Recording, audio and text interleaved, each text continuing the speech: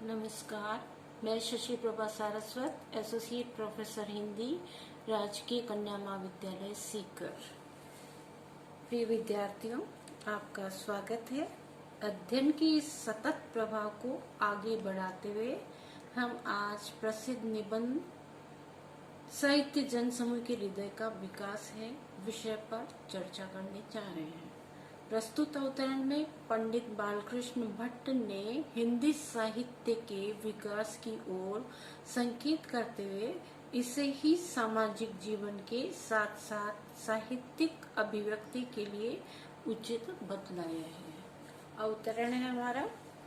इसमें संदेह नहीं है कि विस्तार में हिंदी अपनी बहनों में सबसे बड़ी है। ब्रजभाषा, बुंदेलखंडी, बेसवारे की तथा भोजपुरी इत्यादि इसके कई एक अवान्तर भेद हैं। ब्रजभाषा में यद्यपि कुछ मिठास है, पर ये इतनी जनानी बोली है कि इसमें सिवाय श्रृंगार के दूसरा रस आ ही नहीं सकता।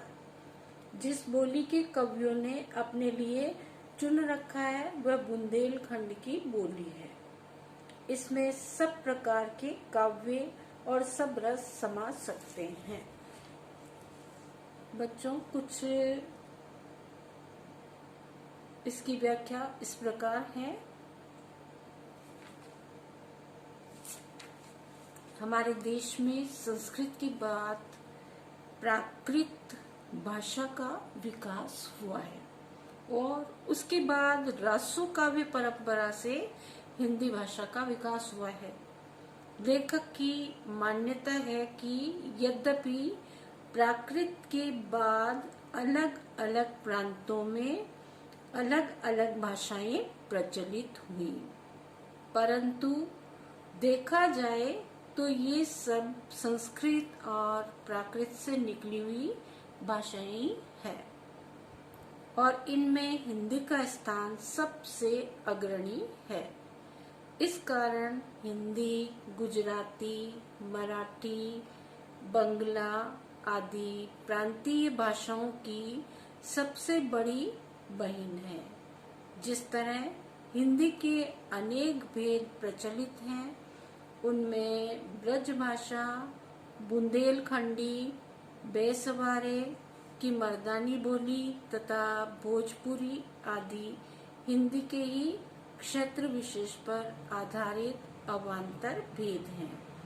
अर्थात उत्तरी भारत की प्राय सभी भाषाएं हिंदी के सहारे विकसित हुई है।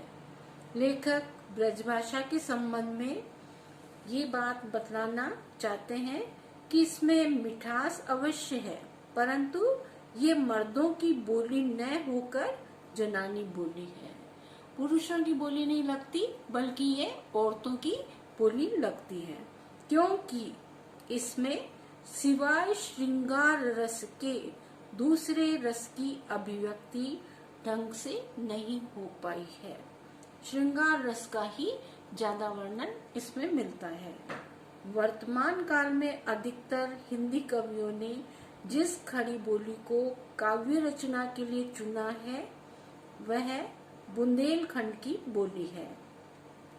इस बोली में सभी तरह के काव्यों की रचना भावों के अनुरूप की जाती है और इसमें सभी प्रकार के रस समाविष्ट हो सकते हैं। विशेष टिप्पणी के अंतर्गत बच्चों, आप इस बात को लिखिएगा कि भट्ट जी ने खड़ी बोली के प्रसिद्ध कवियों और काव्यकारों का ध्यान रखते हुए इस बात को स्पष्ट किया है कि वर्तमान काल में हिंदी भाषा का विकास और बुंदेलखंड की बोली से हुआ है। इस बोली में सभी प्रकार के भावों को अभिव्यक्त करने की क्षमता है। इसकी शैली व्यंग्यात्मक और विवेचनात्मक है।